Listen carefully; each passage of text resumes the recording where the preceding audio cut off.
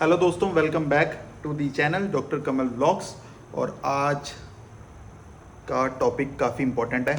मसूड़ों में सूजन हो जाती है, मसूड़ों में से ब्लीडिंग होती है, मसूड़ों में दर्द होता है, उसकी वजह से दांतों में भी पेन एक तरह से रेडिएट होता है। तो उसके बारे में डिस्कस करेंगे, उसका क्या ट्रीटमेंट रहने वाला है, कुछ घरेलू उपाय भी बताऊंगा और कुछ एक तरह से डेंटल ट्रीटमेंट भी मैं आपको बताऊंगा। क्या आपके लिए सही रहेगा उसके बारे में बताऊंगा, और क्या इससे होने वाले आगे नुकसान है उसके बारे में बताऊंगा। तो जिन्होंने चैनल को सब्सक्राइब नहीं किया, वीडियो स्टार्ट होने से पहले चैनल को फटाफट से कर दें सब्सक्राइब, बेल आइकन दबाना ना भूलें ताकि जो भी नोटिफिकेशन है वीडियोस की वो टाइम टाइम पर आपको मिलती रहे। तो चलिए स्टार्ट करते हैं आज की वीडियो।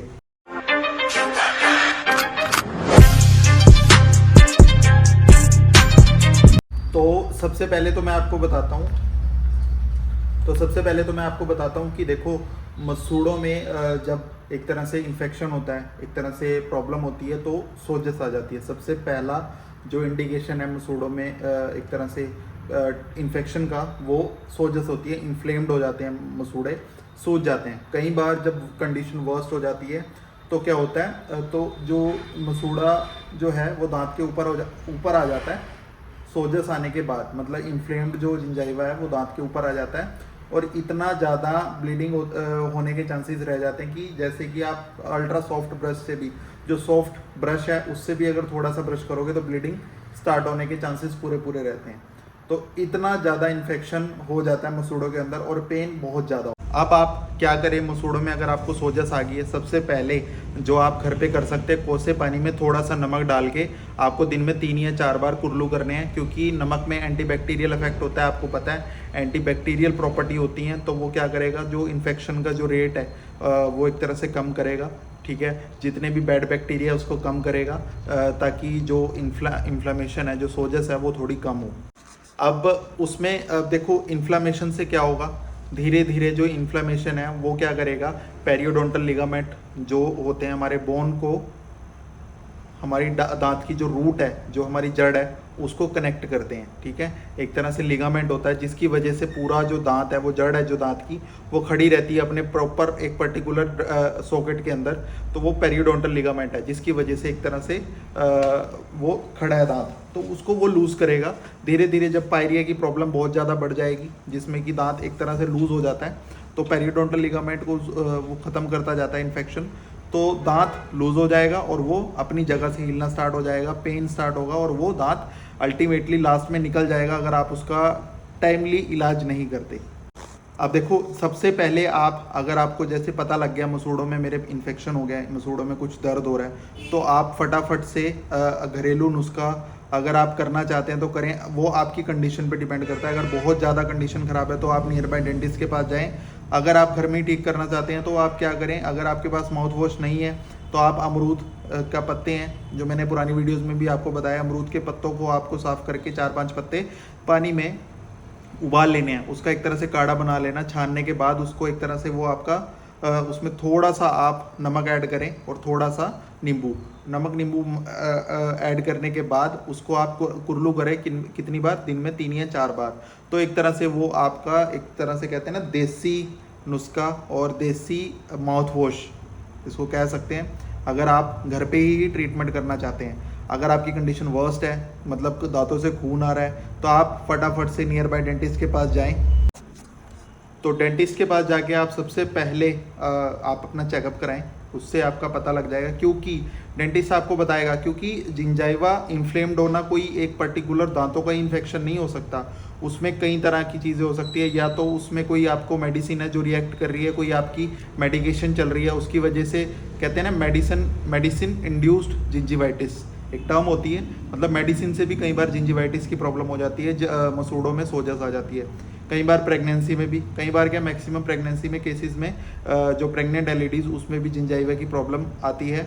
कुछ कंडीशंस ऐसी होती हैं, जैसे कोई आपकी मेडिसिन चल रही है, स्ट्रॉन्ग मेडिसिन चल रही है, कोई आपकी अर्थराइटिस की मेडिसिन चल रही है, या फिर कोई भी आपकी स्ट्रॉन्ग मेडिसिन चल रही है, वो भी एक तरह से कनेक्टिंग, एक तरह से लिंक होता है मसूड़ों में सोजस का। तो आपका डेंटिस्ट आपको बता देगा, तो उसी के अकॉर्डिंग आपका जो लाइन ऑफ ट्रीटमेंट है वो उसी हिसाब से डिसाइड करेंगे।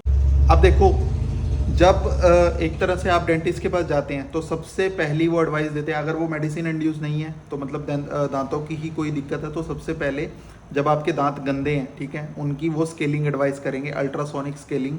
स्केलिंग क्या होता है, जिन लोगों को नहीं पता, दांतों की सफाई को एक तरह से स्केलिंग बोली जाती है। एक तरह से ऐसा एक तरह से वो होता है, मैं फ़ोटो डाल देता हूँ, तो उसमें एक तरह से दांतों की सफाई की जाती है। कोई बड़ा प्रोसीजर नहीं है, डरने वाली कोई बात नहीं है। अब स्केलिंग वो कैसे करते हैं, आपका एक तरह से लिंगुअल साइड पे दांतों के अंदर की तरफ से, और एक तरह से बाहर जो एक तरह से बक्कल जो साइड है, मतलब बक्कल तो बोल देंगे मोलर्स की, एंटीरियर साइड एंड जो हमारे आगे के फ्रंट टीथ हैं एंटीरियर्स हैं, ठीक है, उन सरफेसिस की एक तरह से सफाई की जाएगी, क्लीनिंग की जाएगी।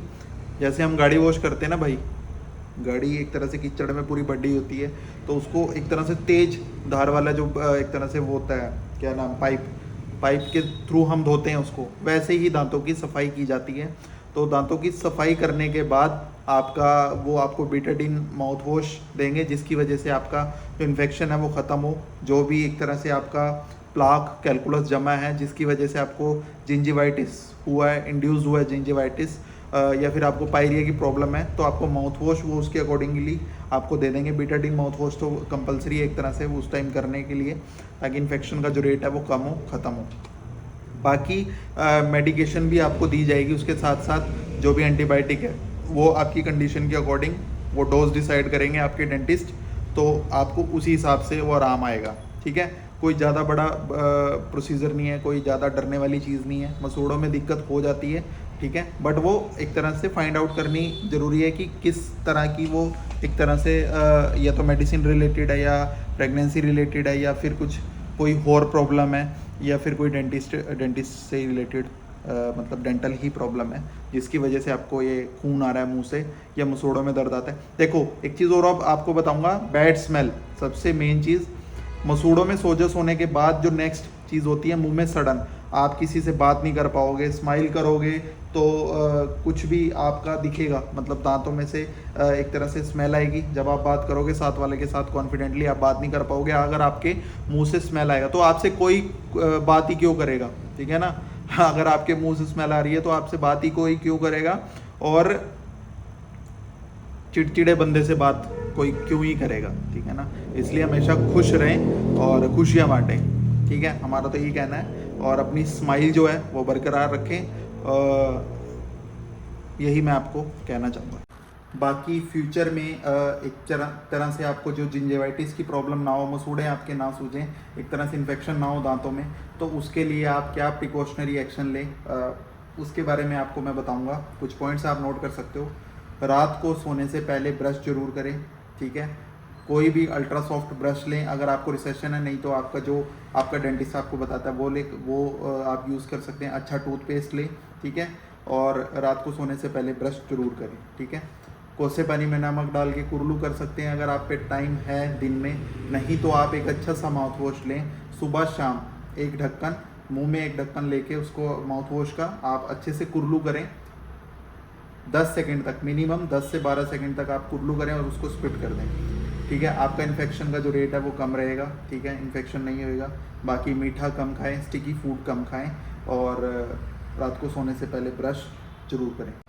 अब एक पॉइंट आपको बताना चाहूँगा कि जहाँ पे ब्रश नहीं पहुँच सकता वहाँ पे फ्लॉसिंग एक तरह से टेक्निक होती है, फ्लॉस आप करें, ठीक है, क्योंकि प्रोक्सिमल साइड पे, ठीक है, प्रोक्सिमल साइड पे कई बार एक तरह से ऐसी जगह खाना फंसा होता है जहाँ पर ब्रश नहीं पहुँच सकता, तो वहाँ पे आप फ्लॉस का यूज़ करें, ठीक है। हल्की सी ब्लीडिंग होती है तो डरे ना, माउथ वॉश करें। और हाँ, अगर कोई भी आपको डाउट होता है तो नियर बाय डेंटिस्ट के पास जाएं, ताकि आपका डाउट जो है वो क्लियर हो जाए। और ऐसे ही प्यार बनाए रखें। इस वीडियो में यही तक। आई होप आपको काफ़ी चीज़ें पता लगी होंगी, और आप ये वीडियो ज़्यादा से ज़्यादा दोस्तों के साथ, अपने रिलेटिव्स के साथ शेयर करेंगे, और जल्दी ही आपसे मिलेंगे नेक्स्ट वीडियो में। ऐसे ही प्यार बनाए रखें, माता पिता का ध्यान रखें। हैप्पी धनतेरस सबको। मिलते हैं नेक्स्ट वीडियो में जल्दी ही। Thank you so much. जय हिंद।